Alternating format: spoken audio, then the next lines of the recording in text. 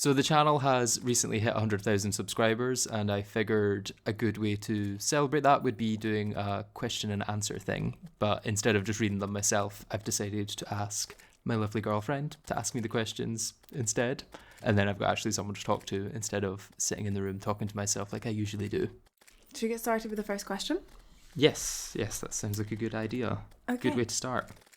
So you had a couple of people asking the same question, which was, how did you get started on YouTube? What made you break through the initial barrier of being completely unseen to now being watched regularly? I think it's very important to mention luck. A lot of people will say like it's 100% skill. If you know what you're doing and you keep doing it, you will get to where you're going. But there is definitely a luck element involved, especially when you don't know what you're doing, which I definitely didn't at the start. And I'll probably look back on now, like 5 years from now, and be like, I didn't know what I was doing then either. But other than that, I didn't really think when I started that I was going to like do YouTube full time or anything. I really just started with the idea of doing that one playthrough of completing Terraria with the Zenith ingredients only. And then after that, I enjoyed it, so I just kept doing it. And I've just kept doing it since, I guess. I would say for getting started, going from like unseen to being watched regularly, one of the really helpful things I found right at the start was posting my videos on the Steam Workshop. Not the Steam Workshop, the Steam Community Hub for Terraria. Because even if you get like 10 views from that, if your video otherwise would have got no views, that's quite a boost for the algorithm that will then show it to other people on top of that. I will say Terraria is very approachable for new channels. Like, I will quite often see videos from channels that have under like 100 subscribers and their video is getting pushed by the algorithm, which you just don't really see in other games as much. So this one is from one of your Patreon members, and it says, what's the first game you remember leaving an emotional impact on you, and what was the moment? I think the first game that I really remember is Super Mario 64 on the DS. And it left an emotional impact because I was so invested in the game. And I was on the final boss. I was on the like Bowser floating in the sky one.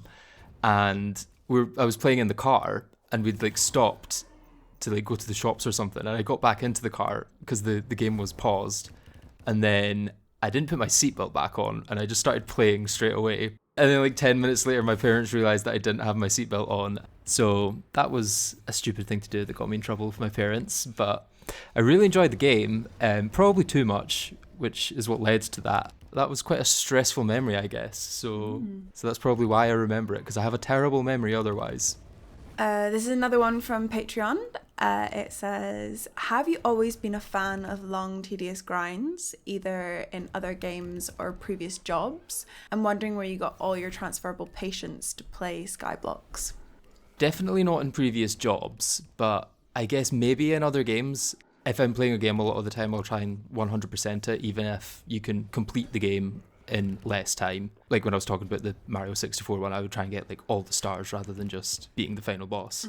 But I don't know. I've always been a fan of the longer YouTube videos. I think that if I wasn't making videos, I probably wouldn't do such tedious ideas. But the idea of making it into a video is like an extra motivation to do it, because I know that few other people would. So it's like you're creating something new almost. Do you think as well it's another way for you to sort of, that you get really locked into it and there's kind of a completionist element to it? It's not that you enjoy the tedium, it's that you enjoy the completion of the challenge that you've set yourself. Oh yeah, 100%. I mean, if I didn't know that I was going to get to the end of it, then it would be very hard to continue doing it, I guess. Like if I thought there was a chance of me not finishing something, I wouldn't be able to start it. But also then in a way that means once I've started something, I kind of have to finish it, which is motivation in itself, maybe. That actually leads us on to another question that we've got here, which is, are there any videos that you've had to completely abandon because you've realised that the challenge was actually impossible? So far, none that I've started. I think I do a lot of planning beforehand to make sure that a run is possible. And the only variable left is like how long it's going to take, whether it's going to be a 15-hour run or a 50 or longer hour run. I try and put in a lot of work before starting to make sure that I've thought of most eventualities, even to the point where I'll like make some builds beforehand of like the loadout that I would have possible at that stage, and then see if that'll work against the bosses that I'll be fighting at that stage and things like that. You also had quite a few people asking, what is the sort of divide when it comes to your planning versus your filming? Is there an area that takes up the majority of the time? Is it the planning stage that is the longest, the filming stage, or perhaps the editing stage? What is the kind of labour of love for each of your videos, specifically for challenge videos like your most recent series? So it really depends on the challenge or video itself. Some do take a lot longer to plan than others. Like the one block one probably took just as long to plan as it did to actually play, and then just as long to edit. So that was around about 100 hours for each thing. Whereas for other runs, it's a lot easier to plan it. Like the Short Swords only run, you don't really need to do much planning for that. You just look at the wiki, see that there's a couple of short swords for each stage, and then you do the run, I guess. And the run itself also didn't take too long. It was like maybe 30 or 40 hours, I think. So there's some that are definitely much quicker than others. That actually makes me want to ask a question, which is that are there any runs that have gone completely differently to how you planned them? Are there any do you have any moments that you think back to and go, in the planning stage, this was going to happen like this, or do they tend to come to fruition sort of how you'd foreseen them happening? Well, most of the time it is like I have foreseen, but actually the most recent run is an example where that is the complete opposite, and there's actually a question about it, or a couple of questions. I'm asking my own questions. Yeah, she's made up a question that is also here. Where is it? Yeah. What was the original routing for Calamity Skyblock before hearing others' ideas, such as the Astral Dirt strat? Right, let me ask that then. Okay. Sorry. This is going in, by the way. Okay. I'm just interested. So yeah, with the one block playthrough, I originally planned hard mode to be very kind of like just a straight shot through it. I would beat the Wall of Flesh, I would beat the 3 mechs, then I think I would have been able to do Calamitous Clone, then I think it's straight into like Cultist and Moonlord. Whereas once the Astral Dirt tech was found, it was like immediately possible to do Astrum Deus and Astrum Aureus, and then through some other niche mechanics as well, you could throw in the 2 evil bosses, like the 2 tier 2 evil bosses, which you will know nothing about. No, but I'm nodding the, like the, I the know. people who play the game will know. Yeah. And it also threw in like Plantera as well, and I think another boss, I can't remember. Brimstone Elemental was possible then as well. Aquatic Scourge would have been possible originally as well, but it definitely would have been a lot quicker to get through hard mode, but also much less interesting and much harder, because I would have a lot less options for gear and weapons and things like that. So I'm glad that the tech was found for sure, but it definitely took longer to get through with the tech, and also made a much more interesting video. So in the same sort of vein, there was a few questions asking, how do you decide what challenges you're going to take on? Is there something that draws you to a specific challenge? Why do you pick what you pick to make videos on? I think the main thing is wanting to do something that no one has done before, or something that no one would think to do before. As soon as I see someone has done a challenge run that I have like on my list of challenge runs, I instantly lose like 90% of the motivation to do that, just because it's already been proved possible. And I think a lot of what I'm doing is trying to prove that things are possible. Some more than others. I mean, there's a few that are a lot easier and a lot more obviously possible than others, for sure. Were you ever expecting the channel to get as big as it is? Not at all. I didn't really have any expectations going into this. It's all really just snowballed out of control from the start, I think. So yeah, not even a few months ago, I didn't think it would have been possible, especially not in such a short amount of time. I mean, I like doubled in size across 2 months, which had never really happened on the channel before, and I was definitely not expecting to happen anytime soon. Do you know why content creating worked out for you but not others? Like, was there an opportunity or moment or something else that helped you get to where you are today? I don't know if there was like an opportune moment or anything that helped me specifically. I do really think a lot of it is just luck. A lot of it is just having ideas that resonate with people, I guess. Like, I don't think my editing is particularly good. I don't think my personality is particularly engaging. But I think what has helped me is coming up with ideas that other people haven't done. And that will take you a long way, I guess. So yeah, I don't know. I guess consistency as well.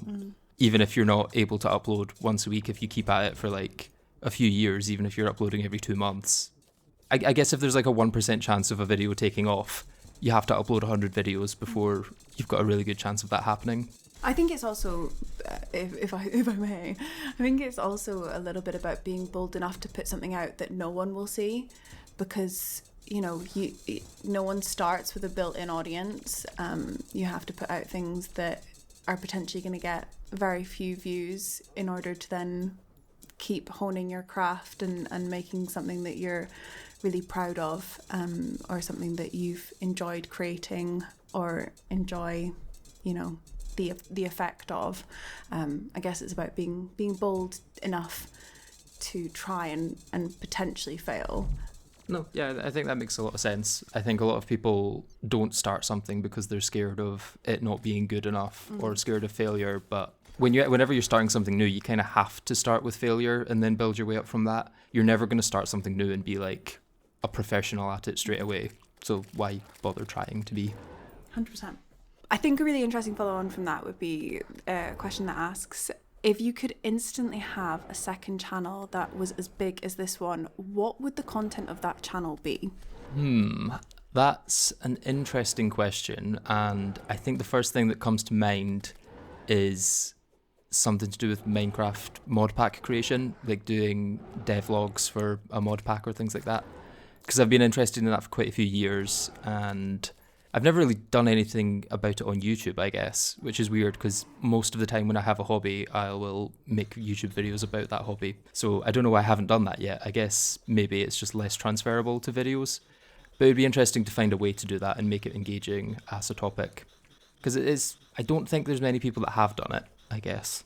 Quite a lot of people have been asking you as well if there's any other games that you would play on the channel, or if there are any other games that you play in general. You've mentioned Minecraft, but are there any other games that you think you would bring to this channel, or are there any games that you play recreationally that would sort of never see the light of YouTube? I honestly don't play many games. I'm quite uncultured when it comes to games, to be honest. I really should play more games than I do. I know that, Silksong has just come out and I've been getting a lot of recommendations to play that, but I haven't even played Hollow Knight, to be honest. So I'm sure I'll get a lot of comments flaming me for that, but a lot of it is just not having the time. I mean, when you think of being a YouTuber as like a full-time job, you think a lot of it will be playing games, but a lot of it is just spent editing videos or writing scripts. I probably play games less now than I did when it was just a hobby, to be honest. Although I still enjoy the rest of my time a lot more, so I can't complain. And you do play Minecraft? I do play Minecraft, yes. Specifically modded Minecraft. I don't think I would ever get the amount of longevity I've got out of vanilla Minecraft. It's not quite the same as vanilla Terraria, where you can instantly replay it 1,000 times over and still have other ideas. Well, unless you're like really into building, which I guess I'm not, so. Will you ever get bored of Terraria? I mean, it's hard to talk about like the far future, but in the short term, definitely no. I think there is so many different things you can do within the game.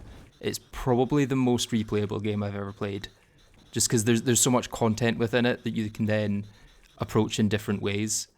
And I think I have barely scratched the surface of all of the ideas I could do.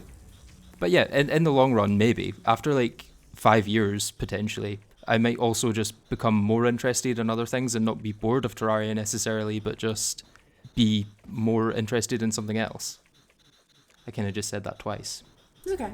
This is why I do scripts, by the way. You hadn't been playing Terraria all that long before you started creating videos on it. Am I right in saying? No, I started playing just at the end, or just before 1.4 came out. And then I can't remember if my first video was when 1.4 came out or before that. But basically, I've only been playing for about 5 years, and I've also only been making videos for about 5 years. So it was maybe about 6 months after I started playing the game that I started making videos, I guess. Which probably has helped keep a lot of your ideas fresher, because you've been discovering the game whilst you've also been discovering the channel and what you enjoy playing and what you enjoy filming, and that's all kind of had some sort of symbiosis, I guess. Oh, 100%. I don't think I would have played Terraria as much if I wasn't making videos on it. Like, I think sometimes I'm more interested in making videos about Terraria than playing Terraria. Like, a lot of the playthroughs that I do, I wouldn't have done if I wasn't making a video on it. So then I wonder, like, what would I be doing if I wasn't making a video? Would I have just stopped playing after the first, like, 2 or 3 playthroughs and then maybe come back to it after, like, 5 years for the the 2-week phase or just never touch it again. I don't know. It's kind of hard to decouple the YouTube side and the Terraria side because they have been so interlinked from very early on. And I guess that comes back to the first point that we were making about whether or not it's the tedium that you enjoy or the final product, which is the completion of the challenge. How or where do you find so many ideas for challenging yet creative playthroughs? I mean, one of the main sources when I'm doing research is obviously the Terraria wiki. I think a lot of my ideas have just come from looking at that screen, or one of the many screens within the wiki, for hours and hours on end, just trying to think of interesting ways that I could use the different items in the game and restrict myself in different ways. Another thing that has helped is that I do journaling every night, and I'll take like a different prompt for each month just to keep it fresh, so I'm not doing the same prompt every day for like a year. And one of those is like just write down 3 ideas for videos. So then each night I have to sit for like half an hour and try and think of 3 ideas that I could use for videos, and most of them are terrible. But after 30 days of doing that, you do end up with like almost 100 ideas, and some of them are going to be at least usable, I guess. What is the process with making videos? What choices are you making while you're editing? I think most of the choices when editing are just like, how much can I cut out of this? Because so much of the playthrough that I do is just the more tedious or grindy parts, I guess, that's come up in a previous question. So a lot of it is trying to think of what's needed in the video and what I can get away with taking out. And sometimes that results in comments being like, oh, how did you get TerraSpark boots after Skeletron?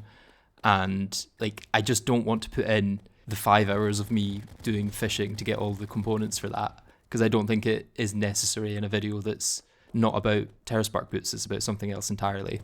And another part is trying to something that I've been doing more recently is trying to connect from one thing to the next. So instead of just saying like, I did this and then I did this and then this happened and I did that, I've been trying to have more like a flow through it, so it feels like a consistent story rather than just one thing happening then another thing happening. Do you have any tips on how to record a playthrough? I'm not too sure. I guess, the question does bring up the fact that you can't play music without it also coming through in the background, and then you can't add your own music in the edit, and I would say that you just kind of have to deal with not having music in game, which is really annoying because the music in Terraria is brilliant, especially when you're playing with different mods and having all the different composers and things like that have come together to make such a great soundtrack. But sadly, most YouTubers don't get to experience that, I guess. Other than that, I use OBS mostly with settings that I found other people telling me to use online. I definitely don't have good tips for it. I would suggest just using YouTube to find what settings work for you. Yeah, I don't know what else I can add to that. I guess it's that same thing of just do it. Just give it a go. Yeah, get started. You'll work out along the way. I mean, my first videos are much rougher around the edges than they are now, and once again, I'll probably look back in the future and think these ones are rougher around the edges. I mean, my audio quality back in the day was awful. I think it's better now. I hope it's better now. I've spent a lot of time trying to make it better. And I think I actually, on the first set of videos I did, I had to mute everything because I had the music playing in the background as well. And then I wanted to add my own. Talking of music, you had lots of questions asking about if there's any musical artists that are your favourite or what kind of music are you into. Tell us about your music taste. I sadly don't get to listen to music as much as I used to. Like when I had an office job, I would be able to listen to music on the commute, or I would be able to listen to music while editing a spreadsheet. But it's much harder to listen to music when you're also listening to like your live recording of a stream, or you're listening to other music to then edit into a video. But I still get to listen to music, I guess, when I go to the gym, which is nice. Mm-hmm. When it comes to like video game music, I would say my current favourite is the Calamity Lo-Fi playlist by Inert, which was obviously a major part of the One Block series, and kind of partially what inspired me to do that series in that way. A lot of the vibe of the video was decided by the music, rather than me like deciding on the vibe and then finding music to fit that. So it definitely had a big impact on the eventual product. So massive thank you to Inert for that. Do you have any hobbies outside of playing Terraria? No, it is just playing Terraria, and yeah, it's just playing Terraria, making Terraria videos, listening to Terraria music. The whole thing's Terraria. I was joking there, but it's not too far from the truth, I guess. I mean, I do go to the gym, I do reading, I cook a lot, not as a hobby, just because I have to. To survive. Because, these flesh sacks that we have require sustenance. Yeah, I enjoy films, TV series. Try to avoid the scrolling, but obviously it makes its way into the brain, the little worm.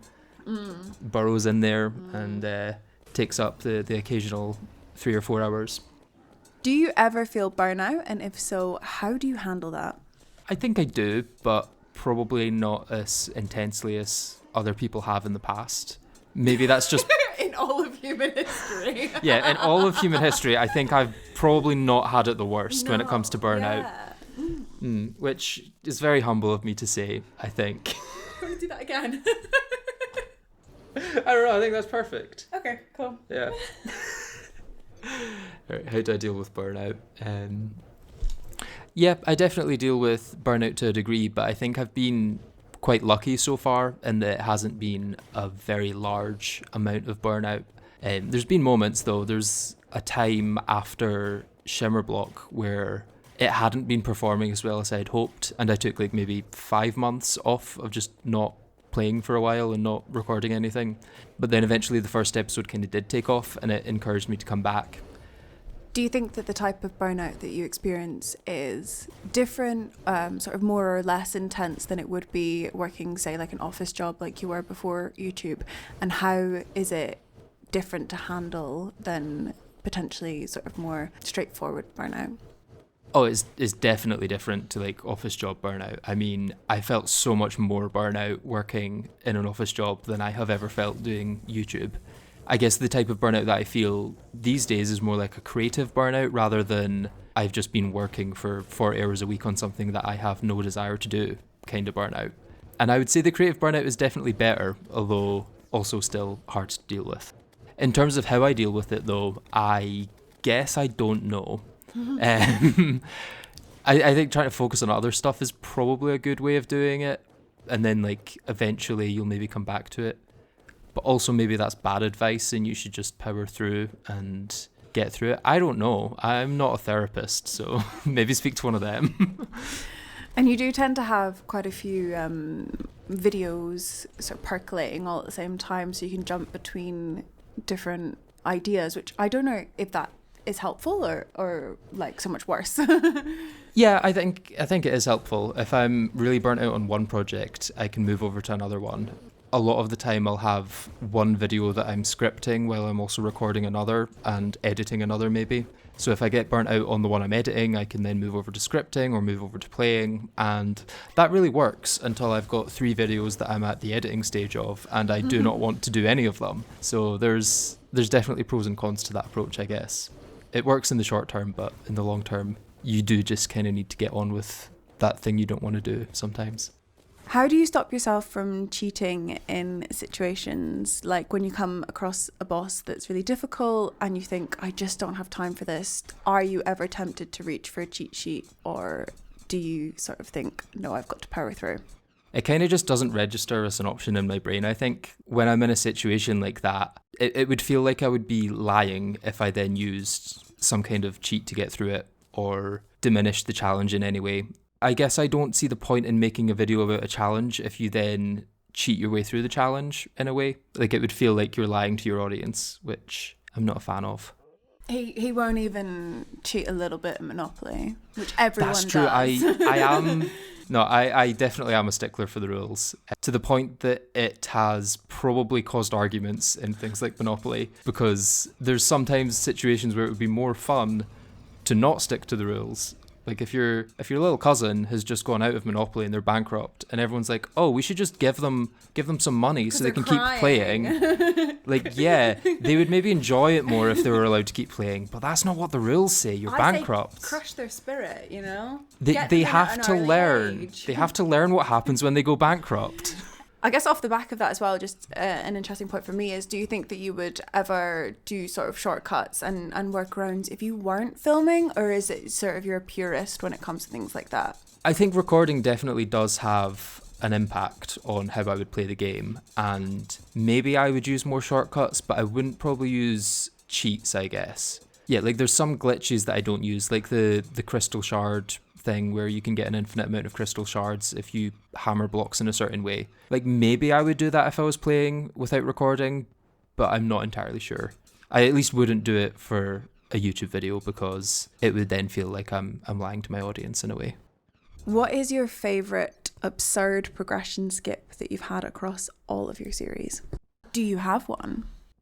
I don't know. I think a lot of the Calamity Skyblock stuff was really interesting, and a lot of that wasn't found by me. A lot of it was members of the community that came up with their own things that ended up being more interesting than a lot of the stuff that I came up with. Some of the progression skips I did enjoy most in other playthroughs were probably the low percent, where I went straight to Cultist after the Wall of Flesh, and in the Thorium Sentries Only video, where I got a lot of sentries and accessories pre-boss, or after one boss that would normally be after like 4 or 5 bosses. But yeah, I don't want to spoil that if you haven't seen it. You should go watch it. It's a good video. What is the actual reason that you dislike quality of life mods? I think it comes back to just feeling like you're lying to your audience in a way. Like, I think for personal playthroughs, I have no problem with quality of life mods. But when it comes to you making a video about like, I did this really impressive or challenging thing in Terraria, like it's a statement that says you've done something impressive, and if you then use things within the video that make it less impressive, it feels like you've kind of clickbaited people almost. I think it does depend on the type of challenge though. If the challenge is entirely based around how difficult bosses are, like in a lot of Yardis's playthroughs, then quality of life mods make sense because it's not about how you get the materials, it's how you fight a boss 5,000 times and eventually come out on top. And doing that while also having to get all of the materials would be kind of absurd. Whereas for something more like the Skyblock that I did, I think quality of life mods would diminish a lot of the challenge of that, because it is more about the way you get resources and how you obtain different items that make the playthrough possible in the first place. So basically you don't have a problem with them, you just, for your personal challenges, it's not something that you would choose to use. Yeah, I think that's probably a good way of putting it. Are you going to do any projects similar to your One Block series anytime soon? Probably not anytime soon, because Skyblocks do take a lot out of you.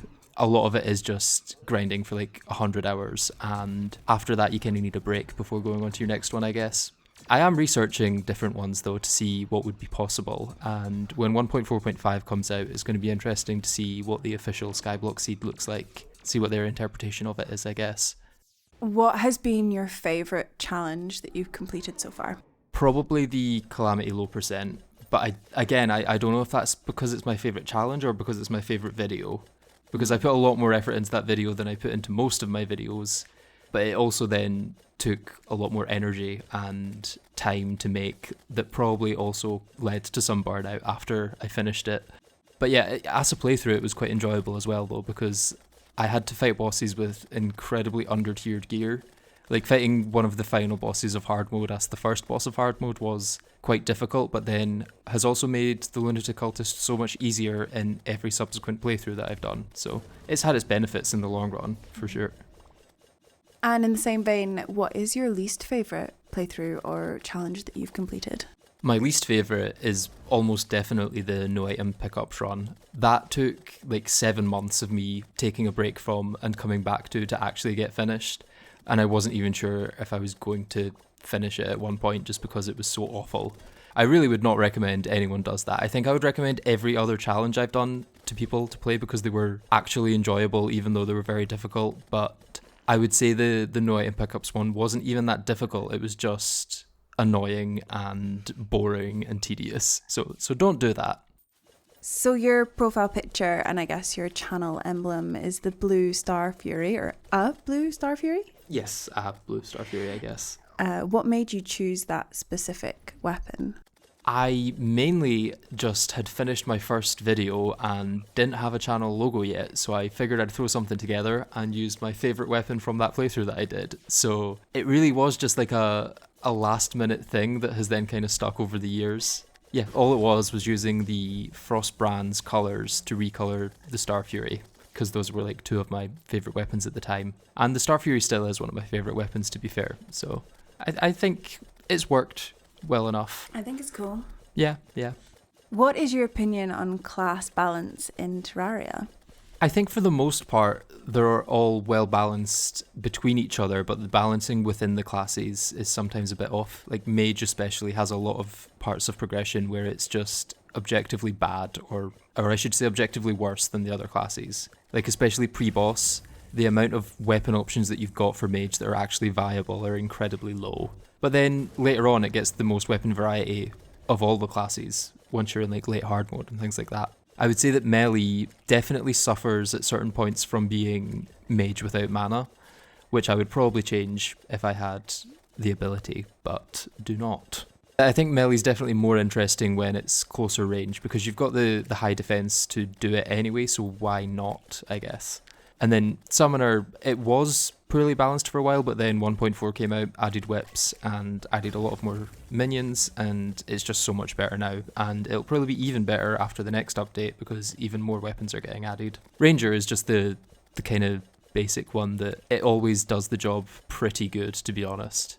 There's no one that complains that Ranger is poorly balanced, I think. People complain that every other class is poorly balanced, but no one's like, oh yeah, Ranger is the problem. Ranger needs to change. It's not a complaint that people give. This is another one that quite a few people have asked, which is, what got you into Terraria in the first place? So initially it was just a friend asking if I wanted to play, and I said no because it didn't seem like the sort of game that I would enjoy. And then about a year later, the same friend reached out during COVID and asked again, and I was like, sure, it's COVID, I've got nothing else to do. And instantly it became one of my favourite games. So I'm glad I took that risk, I guess.